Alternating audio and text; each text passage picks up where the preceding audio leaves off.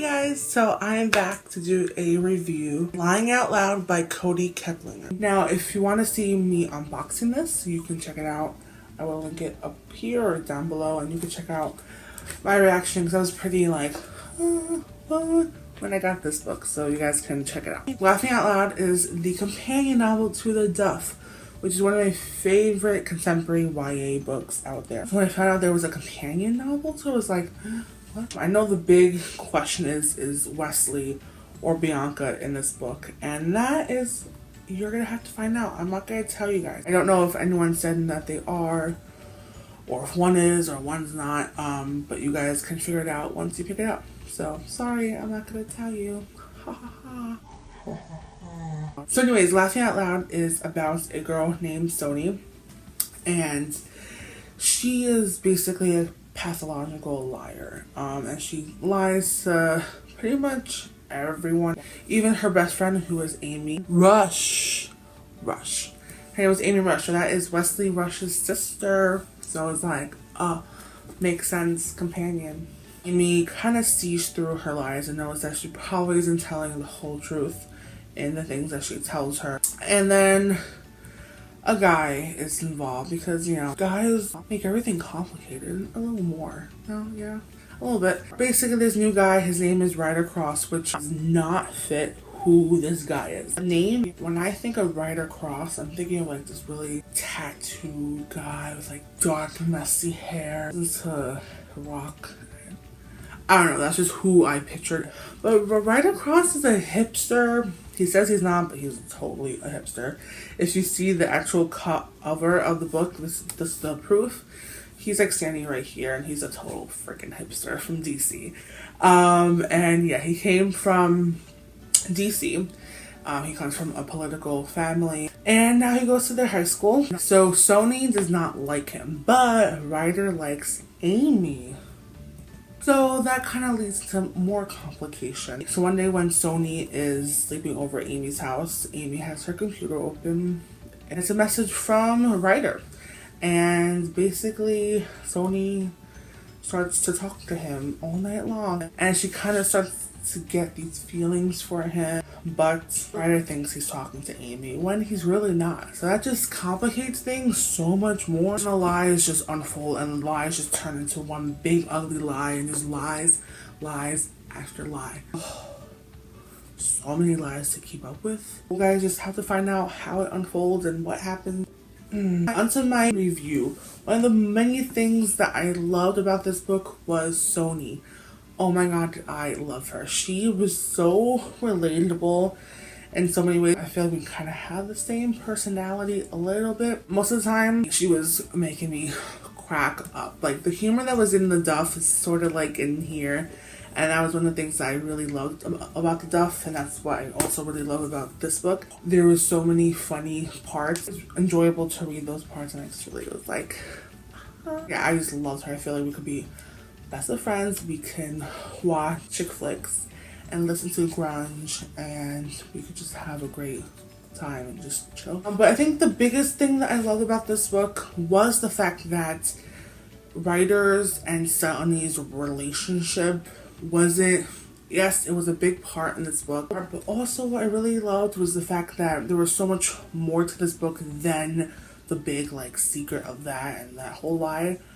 But more so, the friendships in this book and the families in this book was so much more. I just love the way that she developed as a character. She's a girl, and I think a lot of us girls, it's hard for us to be vulnerable to people, especially a guy. It's so nice to just see her slowly break out of her shell throughout this whole book. I love that, and that was one of my other favorite parts in this book, is just to see her growth as a person. That the lies that we tell have consequences, and we can't hide from the truth in our lives. And sooner or later, they will show up and they will hit you in the face before you know it. Who she was as a person, I adored her, and I want to just read more of her, and it was just nice being in her head, and I just think she was just so relatable. This book also reminded me of the movie The Truth About Cats and Dogs. I don't know if a lot of you guys know this movie. I don't know how popular it was when it came out. It came out, I think, in the 90s. This is like the teen version of this, and because I love that movie so much, it reminds me of Catfish. Basically, what Sony is doing is catfishing Ryder. It's not right and it's not okay, but if you watch Catfish, there's so much more to why the person does lie and why they do catfish. Once you learn who she is and what her life is about, I feel like you have more sympathy for her and why she does the things that she does do. She's a real person and she has her flaws, but deep down she's a great girl. When I was reading this book, and the whole big thing besides other parts was how the hell was Ryder gonna find out? And I kind of just had like a bigger imagination of what was going to happen. And maybe that's my own fault. I don't know. Like I wanted more, and I feel like I didn't get that. For you guys or someone else, that could have been like perfect for you. But for me, I don't know. I wanted something. I can't put my finger on it, but I just wanted something more like dramatic. I don't know. Maybe that's just me. That was just something that I was kind of disappointed about because it is such a short book. I feel like I wanted more. I feel like there's still some doors that are left open. I don't know what's up Kody's sleeve, but if she could just write a novella, I would be more than happy. I just want to know more of the future for her. Maybe because I just loved her so much. It's not so much like the relationships in this book, but it's just her. It's her and her story that I want to know more about. I hope I do. I don't know, but we'll see. It's like, oh, I was just so sad when it was over.